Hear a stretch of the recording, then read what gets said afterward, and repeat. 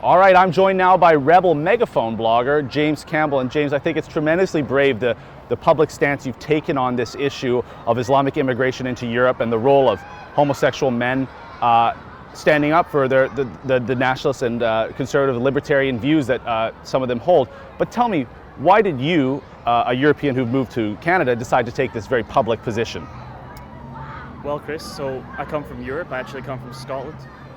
And I noticed that in Canada, it's very rare for gay men to be conservative and to be anti-immigration. Whereas if you go back to Europe, you'll find that increasing numbers of gay men are taking an anti-immigration stance. Mm-hmm. And I think you'll find that, of course, is because in recent years, millions of Islamic migrants have come to places like France and are making gay men start to feel less safe and less secure. Now, the one article you wrote that's really kind of been blowing up the internet the last little while had to do with sort of the rise of the alpha homo, as you dubbed it, or Milo Yiannopoulos from Breitbart TV dubbed it. And you talked about him. And now your article got a little bit of coverage, but why do you think that in North America in particular, being gay and being conservative is such a rarity? Well, I think, you'll find that if you ask gay men in North America, do they support Hillary Clinton, you'll find they do. And you'll ask them why, and it's usually because she's a woman. Why do they support Justin Trudeau? Well, because he's good looking. Well, I would quite like gay men to be more open-minded and think about less shallow reasons for voting for these liberal left politicians. Yes. So in your experience, when you were back in Europe, what was your main concern about what you saw kind of happening to the dynamic of the culture over there? Who were the types of men that were standing up in your community back home? Or even in Europe as a whole, not just Scotland? Well, so I was in Europe 5 years ago, and really the only gay men standing up to immigration were actually immigrants themselves. For instance, I used to date the son of a radical Islamic cleric.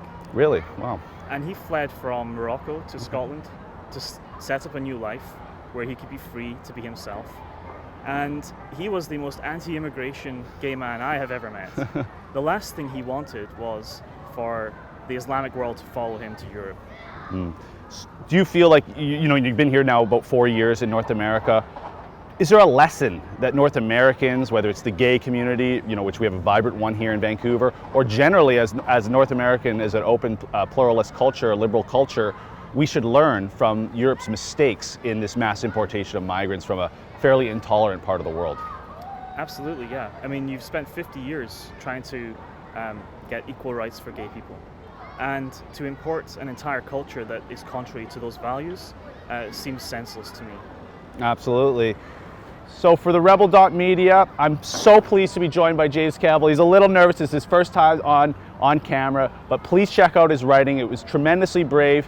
He both first came out and wrote a beautiful article about how difficult it was to come out as a conservative rather than being gay. And now he's written this sort of viral article that's picked up a lot of steam talking about the rise of the alpha homo. Please check him out. And James, we look forward to seeing more and hearing more from you in the future. Thanks, Chris. Absolutely.